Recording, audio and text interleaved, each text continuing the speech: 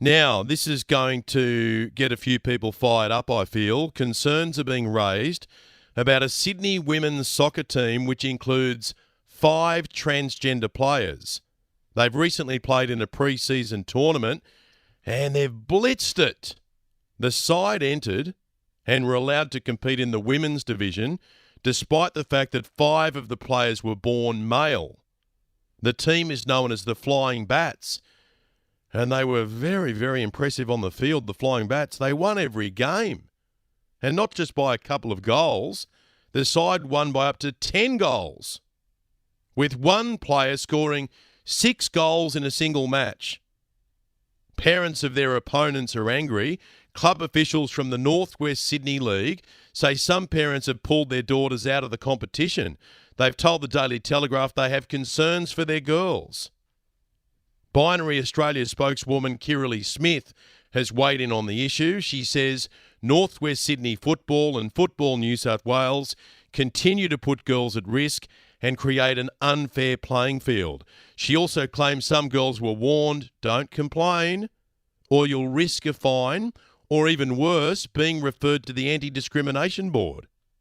Football New South Wales, of course, won't have a bar of this. They say that we take pride in being at the forefront of developing inclusive policies for sport, which doesn't address the elephant in the room, which is the unlevel playing field and the fact that you've got people born male competing against females, and they're always or almost always going to be stronger.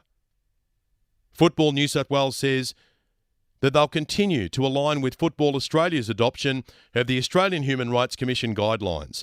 And under those guidelines, community players are permitted to participate on the basis of the gender that they identify with.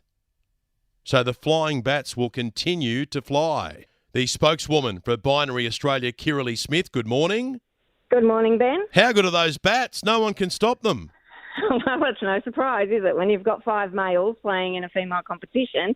The results are exactly what we would expect. You know, one game was 10-0. The final was 4-0. They took home $1,000. So, you know, let me be clear, though, Ben, it's not actually those males players' fault.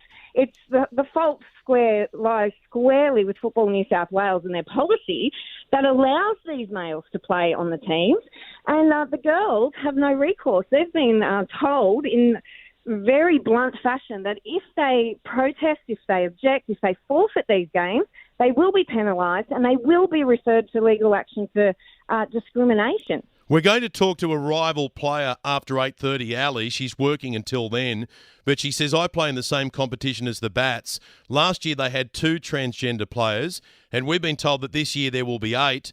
Personally, I was okay with 2, but 8 is kind of taking the piss. Oh, look, it's totally doing that, Ben. But the point is, one is too many. Why have a male and female competition if you're going to let any males in that female competition? It doesn't make any sense. They can play in the male competition. They can play in mixed competition. This is not about excluding them. This is not about saying that they can't play football, soccer. They can. But we need female competitions for females. They need to have a fair and safe playing field. They need to consent. You know, where's all this? You know, there's all this talk all the time about consent. These girls haven't consented to playing against males in their team.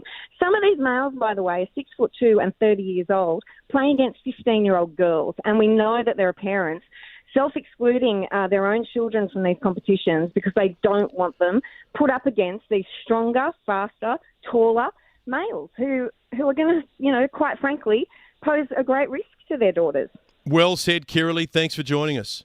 Thanks for having me, Ben. Kirralie Smith from Binary Australia, and the statements from Football New South Wales and Football Australia are just so weak. And you know what will happen here? Here's my prediction. There will be media representatives who will now go out looking to film the game and photograph the game because they'll want to see the larger bodies on the people who were born male playing against the smaller bodies on the females. And that's just going to cause problems for the transgender players because once upon a time they'd be able to play in peace. Now they're going to have cameramen and photographers turning up. And the next thing you know, they'll be splashed in the newspapers and across the TV. So it doesn't really help them in the end either, which is why Football New South Wales and Football Australia should, if you can pardon the pun, man up.